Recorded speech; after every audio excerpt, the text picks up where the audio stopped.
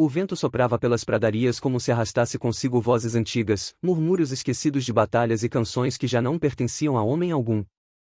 O oeste era vasto e implacável, uma extensão interminável de terra árida e céu aberto, onde cada aurora trazia promessas de trabalho duro e cada crepúsculo lembrava a todos que a solidão era a lei mais constante daquela fronteira. Elias Montgomery nascerá ali, entre cercas de madeira mal firmadas e o cheiro persistente de couro e poeira. Herdar a fazenda do pai, que partirá cedo demais, deixando-lhe não apenas a terra, mas também uma herança silenciosa, a responsabilidade de se manter firme quando tudo ao redor parecia prestes a ceder. Elias era jovem, mas carregava nos olhos o peso de quem aprenderá cedo que a vida, naquelas bandas, não perdoava os descuidados. Aos 25 anos, ainda era chamado por alguns de o fazendeiro virgem, não por maldade, mas por uma mistura de zombaria e respeito. Era homem simples, que nunca se aventurara nos prazeres e tentações que tantos cowboys buscavam nas cidades vizinhas. Para ele, a terra e o gado eram companhia suficiente. Trabalhava em silêncio, cuidando dos animais com devoção quase religiosa, e falava pouco, como se cada palavra tivesse de ser escolhida com a mesma cautela que um pistoleiro escolhe sua munição. As manhãs de Elias começavam sempre iguais, o tilintar das esporas contra o chão batido, o chiado da sela sendo ajustada, o mugido dos bois chamando por água. Mas sob essa rotina havia um fundo de tensão constante. As tribos nativas ainda circulavam pela região, e embora muitas vezes se mantivessem distantes, seus olhos vigilantes observavam de longe, das colinas ou das sombras da floresta. Colonos cochichavam histórias de ataques, de caravanas emboscadas, de famílias inteiras desaparecidas. Elias escutava, mas não se deixava consumir pelo medo. Seu pai sempre lhe dissera que o respeito era a maior arma de um homem, e ele mantinha esse princípio gravado no coração. Naquela noite em particular, o frio caiu mais cedo do que o esperado. O vento que soprava das montanhas parecia feito de lâminas de gelo, e até os cães da fazenda se encolheram em silêncio, buscando abrigo nos cantos escuros do estábulo.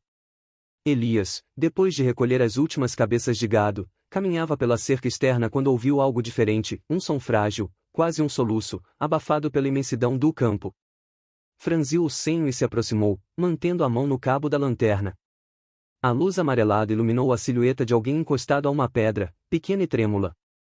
Quando ele chegou mais perto, viu que era uma jovem nativa. Estava exausta, os cabelos negros desgrenhados caindo sobre o rosto pálido, os lábios arroxeados pelo frio. O vestido de pele que usava mal lhe protegia do vento cortante, e seus olhos semicerrados revelavam a luta por se manter consciente. Elias parou, surpreso. Sabia do risco. Muitos colonos diriam que o certo seria virar as costas ou até mesmo chamar os vizinhos armados. Mas naquele instante, vendo a fragilidade dela, não enxergou inimiga, apenas uma vida prestes a se apagar. O coração lhe bateu mais forte. Sem pensar duas vezes, retirou o casaco de lã que usava, pesado, gasto, mas ainda quente, e o colocou sobre os ombros da jovem. Ajeitou-o com cuidado, certificando-se de que ela estivesse coberta. Não pronunciou palavra, apenas permaneceu ali por um momento, observando os olhos dela se abrirem ligeiramente, como se buscassem compreender aquele gesto. Um murmúrio fraco escapou dos lábios dela, talvez em sua língua natal, mas Elias não entendeu. Não precisava. Fez um gesto com a cabeça, um cumprimento silencioso, e recuou. Não tentou carregá-la, não exigiu gratidão, não buscou saber quem era ou de onde vinha. Apenas deixou o casaco e voltou para a fazenda, sentindo o frio cortar sua própria pele agora exposta ao vento. A noite seguiu-se calma, mas algo dentro dele parecia diferente. Enquanto se deitava em sua cama simples, o silêncio da casa parecia mais denso do que o habitual, como se a própria escuridão guardasse um segredo. Elias não tinha como saber, mas não estava mais sozinho. Dos morros próximos, olhos atentos haviam observado cada movimento. Guerreiros ocultos entre as sombras testemunharam o gesto desarmado, viram o fazendeiro ceder o calor de seu corpo para proteger uma de suas filhas. Não esqueceriam. Naquela terra onde a brutalidade era a língua mais falada, um ato de bondade tinha peso de pólvora, podia acender algo muito maior do que Elias poderia imaginar. Quando o sol seguinte se erguesse sobre as planícies, ele descobriria que um simples casaco deixado sobre ombros frágeis seria lembrado como um estandarte de honra. E que o silêncio em que viverá até então estava prestes a ser rompido por um trovão de cascos e lanças. A pradaria nunca guardava segredos por muito tempo. Aquilo que acontecia sob o manto da noite, cedo ou tarde, era levado pelo vento às aldeias, aos acampamentos e às mesas de taverna. O gesto de Elias Montgomery, simples, silencioso, quase esquecido por ele próprio, já viajava como fagulha em palha seca.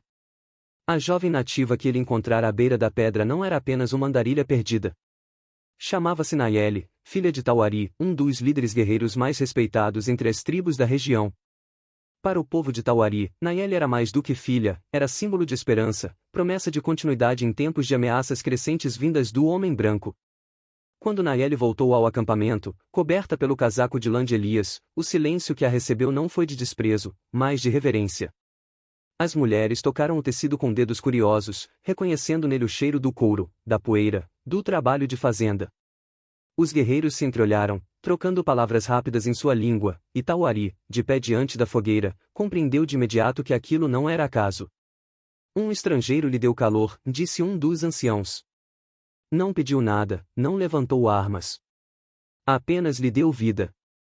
A história se espalhou de boca em boca, primeiro na tribo de Tauari, depois entre os grupos vizinhos. Para aqueles homens e mulheres acostumados a ver colonos chegarem com rifles, cercas e promessas quebradas, a atitude de Elias era como água em deserto. Um homem branco que se despojara da própria proteção numa noite de gelo para salvar uma nativa, sem barganha, sem arrogância.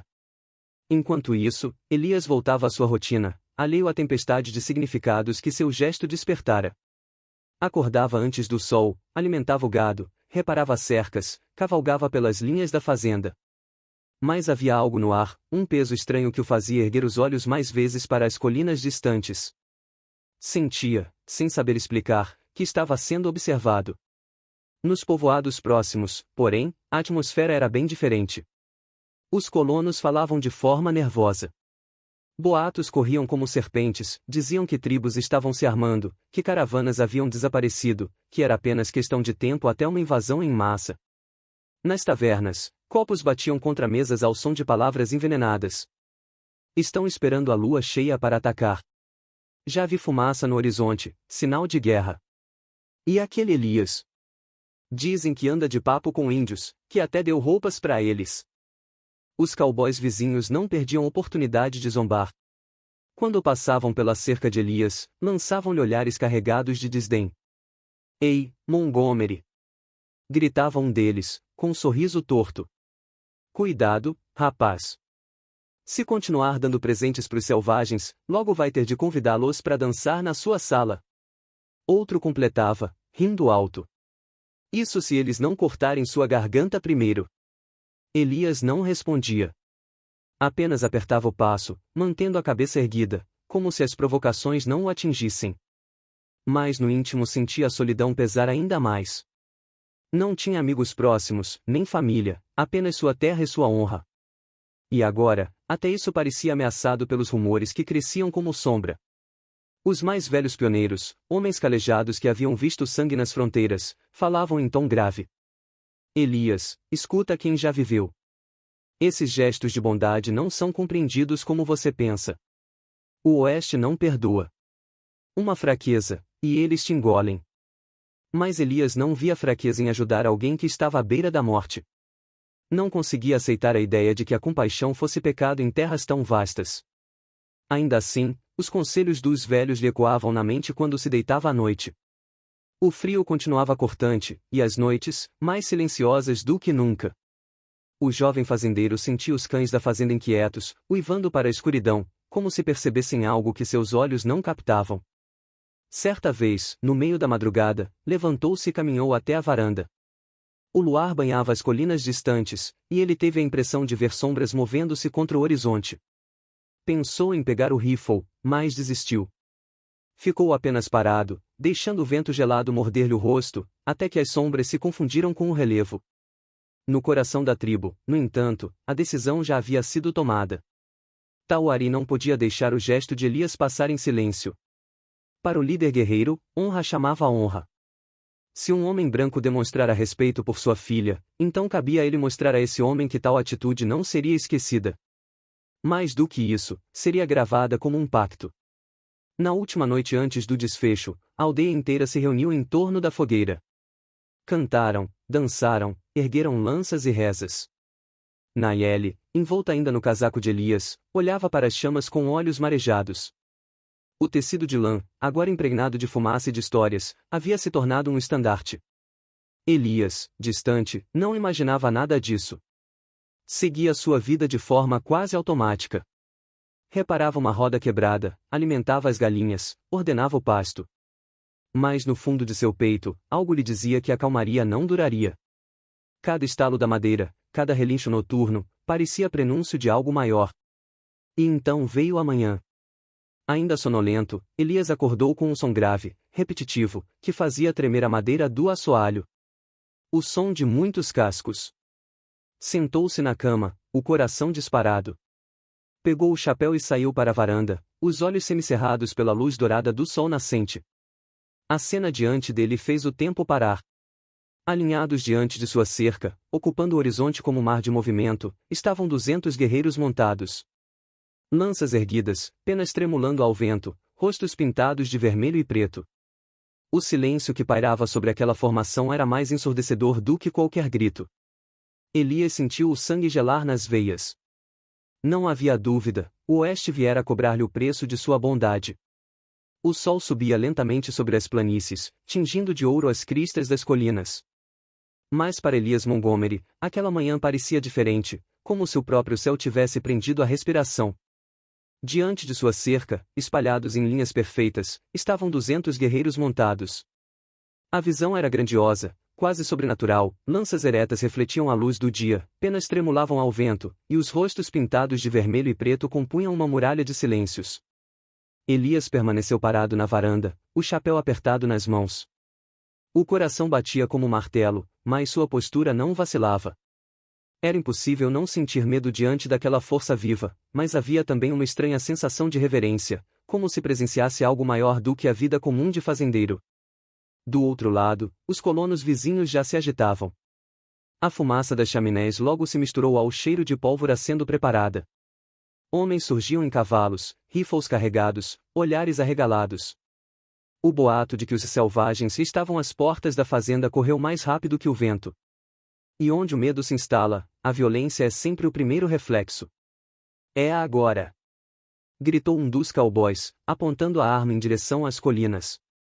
Vieram tomar a terra do garoto. Precisamos nos juntar e acabar com eles antes que ataquem. Bradou outro, a voz trêmula, mais firme na ideia de sangue. Aquela pequena comunidade rural fervia como pólvora prestes a ser acesa. Mães recolhiam filhos para dentro de casa, homens cavavam trincheiras improvisadas, velhos afiados em rancores antigos se levantavam como se o destino inteiro do oeste dependesse daquela manhã. Elias, porém, não se moveu de imediato. Observava. Sentia que havia algo diferente naquela formação.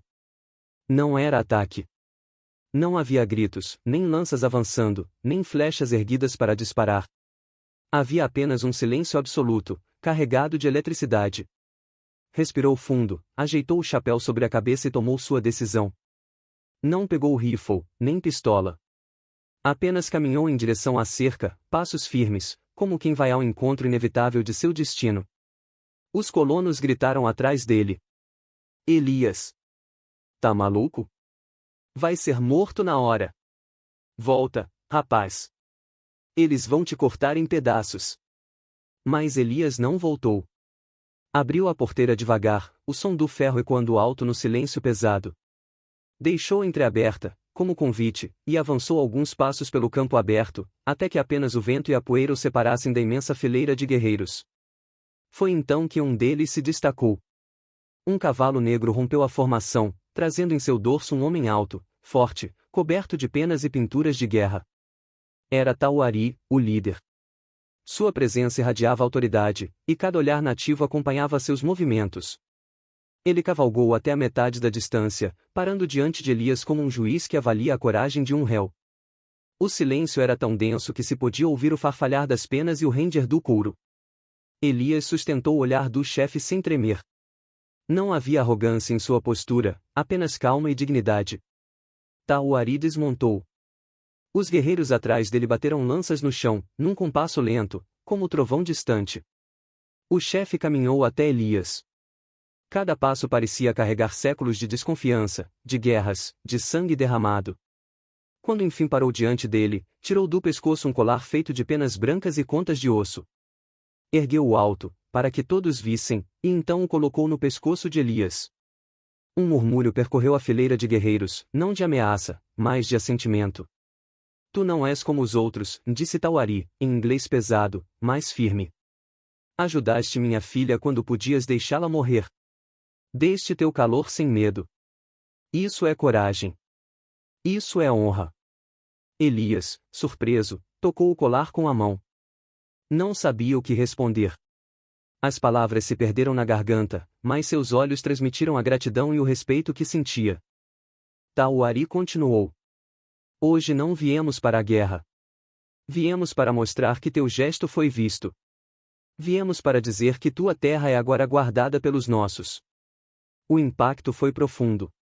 Os colonos que espreitavam, prontos para atirar, ficaram em silêncio, confusos. O que deveria ser um confronto transformava-se em aliança improvável. Elias abaixou a cabeça em sinal de respeito. Não havia como negar a grandeza daquele momento. Um simples casaco deixado sobre os ombros de uma jovem se transformará em ponte entre mundos. Os guerreiros levantaram as lanças e bateram 3 vezes no chão, em uníssono. O som ecoou pelas planícies como um trovão sagrado. Depois, tão rapidamente quanto haviam chegado, começaram a se dispersar. Não havia pressa, apenas solenidade. O cerco não era de guerra, era de reconhecimento. Quando o último deles desapareceu no horizonte, o campo voltou a ser apenas campo. O silêncio, porém, tinha mudado de tom, não era mais o silêncio do medo, mas da reverência. Os colonos ainda não sabiam como reagir. Alguns murmuravam entre si, outros olhavam para Elias com incredulidade. O fazendeiro virgem, que muitos ridicularizavam, havia acabado de ser marcado por um povo inteiro como homem de honra. Naquela noite, Elias permaneceu sozinho na varanda, o colar de penas repousando sobre o peito. Sentia o peso da responsabilidade. A paz, por enquanto, estava assegurada. Mas paz no oeste nunca vinha de graça. Agora ele era guardião, não apenas de sua terra, mas de uma aliança frágil entre mundos em constante atrito. E sabia, em seu íntimo, que cada escolha futura seria observada com olhos atentos, tanto pelos colonos desconfiados quanto pelos guerreiros que o haviam elevado. A honra era um fardo pesado, e Elias Montgomery acabará de colocá-lo sobre os ombros. O oeste não era lugar de milagres. Era terra de poeira e sangue, onde homens se faziam pelo gatilho e se desfaziam pela ganância. E, no entanto, a história de Elias Montgomery começou a percorrer aquelas pradarias como se fosse lenda nascida de fogueira. O fazendeiro que dera seu casaco a uma jovem nativa tornará-se símbolo de algo raro, honra sem violência. Enquanto os colonos esperavam tiros e sangue, Elias conquistara respeito sem disparar um único projétil. Os guerreiros que se alinharam diante de sua cerca não voltaram mais em ameaça, mas em vigília silenciosa. A fazenda de Elias passou a ser tratada como território sagrado, nenhum animal foi roubado, nenhuma cerca derrubada, nenhum fogo ateado. Para os vizinhos colonos, aquilo era incompreensível. Muitos que antes o ridicularizavam agora evitavam falar seu nome em tom de escárnio. O fazendeiro virgem transformará-se em exemplo desconfortável. Alguns o invejavam em silêncio, outros o respeitavam a contragosto. Nenhum ousava desafiá-lo, porque sabiam que atrás de suas cercas invisíveis havia olhos atentos, guerreiros que viam em Elias não apenas um aliado, mas um guardião de confiança. Elias, no entanto, não se deixava embriagar pela fama que crescia à sua revelia. Continuava acordando antes do sol, alimentando o gado, reparando cercas. Suas mãos calejadas ainda conheciam o peso do arado e a aspereza da corda. Mas, por trás dessa rotina simples, carregava a consciência de que já não era apenas um homem comum. Às vezes, à noite, sentava-se na varanda com o colar de penas ainda repousando no peito. Tocava-o como quem toca a memória de algo maior do que si mesmo. Não buscava glória, mas entendia que sua vida fora transformada. Aquele gesto despretensioso, doar um casaco numa noite gelada, crescerá até se tornar muralha contra o ódio, ponte entre dois mundos que raramente se olhavam sem armas. Elias começou a perceber que coragem não era medida pelo sangue derramado, mas pela capacidade de permanecer humano em meio à desumanidade. Os colonos falavam de bravura como sinônimo de matar, de vencer pelo ferro e pelo chumbo. Para Elias, bravura agora era estender a mão, mesmo quando todos esperavam o punho fechado. O tempo passou, e a lenda só cresceu. Histórias eram contadas nas tavernas, uns diziam que Elias enfrentará sozinho uma tribo inteira, outros afirmavam que tinha sangue nativo correndo nas veias. As versões se distorciam, como sempre acontece com lendas. Mas no fundo, o que importava não eram os detalhes, e sim a essência, um homem comum, transformado por um ato simples.